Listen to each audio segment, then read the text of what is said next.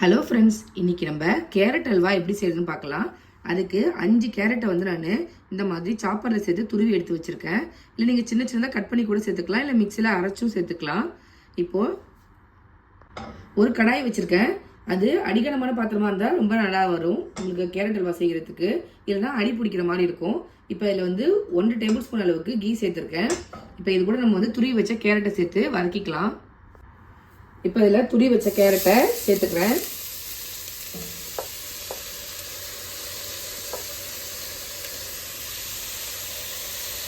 சேர்த்துட்டு இந்த நெய்யிலேயே வந்து இதோட பச்சை வாசனை போகிற அளவுக்கு ஒரு 2 நிமிஷம் வதக்கி விட்டுக்கலாம்.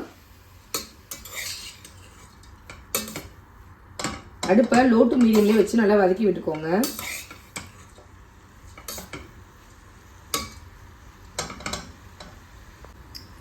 இந்த மாதிரி நம்ம சேர்த்த நெய் வந்து இந்த கேரட்டில் எல்லா சைடும் படுற மாதிரி நல்லா மிக்ஸ் பண்ணிக்கோங்க. இப்போ இந்த மாதிரி வதக்கி விட்டதுக்கப்புறமா இது கூட நம்ம வந்து பால் சேர்த்துக்கலாம். நான் இன்னைக்கு காய்ச்சி ஆற வச்ச பால் தான் சேர்த்துக்கிறேன். இந்த பாலுக்கு பதிலாக நீங்கள் கண்டன்ஸ் மில்க்கும் சேர்த்து செய்யலாம். இந்த பாலை இப்போ உள்ளே சேர்த்துக்கிறேன். பாலுக்கு வந்து அளவுலாம் இல்லை, நீங்கள் எடுத்துருக்க கேரட்டு மூழ்கிற அளவுக்கு பால் அளவு இருந்தால் போதும். இந்த மாதிரி சேர்த்துட்டு நல்லா மிக்ஸ் பண்ணி விட்டுட்டு இதை இப்போ நம்ம வேக வைக்க போகிறோம். பால்லே நல்லா வெந்து வரும்போது நல்ல டேஸ்ட் வந்து சூப்பராக இருக்கும்.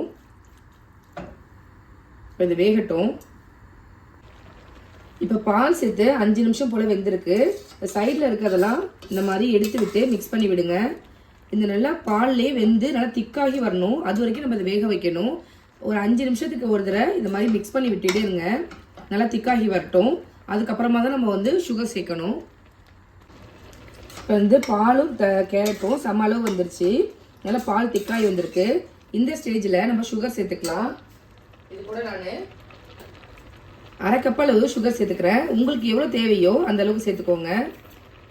சேர்த்துட்டு நல்லா மிக்ஸ் பண்ணிக்கோங்க.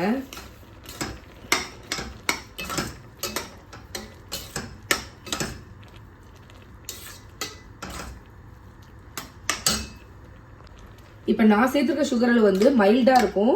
உங்களுக்கு வந்து நல்லா ஸ்வீட்டாக வேணும் அப்படின்னா இன்னும் கொஞ்சம் கூட நீங்கள் சேர்த்துக்கோங்க. சுகர் சேர்த்தோன்னா திருப்பி மெல்ட் ஆக ஆரம்பிக்கும். வேகட்டும். ஸ்வீட்டை என்ஹான்ஸ் பண்ணுறதுக்காக ஒரே ஒரு பிஞ்சு சால்ட் மட்டும் சேர்த்துக்கிறேன்.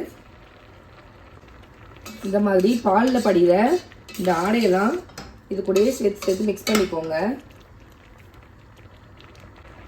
ஃப்ளேவருக்காக கொஞ்சமாக ஏலக்காய் தூள் சேர்த்துக்கிறேன். இப்போ பாருங்கள் இது எந்த அளவுக்கு திக்காய் வந்திருக்கு அப்படின்னு. இந்த ஸ்டேஜில் நம்ம நெய் சேர்த்துக்கலாம். நான் வந்து 2 டேபிள் ஸ்பூன் அளவுக்கு நெய் சேர்த்துக்கிறேன். அவ்வளோதான், பாருங்கள் ரெடி ஆயிடுச்சு. ஒட்டாமல் நல்லா திரண்டு வருது பாருங்கள். இந்த ஸ்டேஜில் நெய்யில் வறுத்து வச்சுருந்த முந்திரி இது கூட சேர்த்துக்கிறேன்.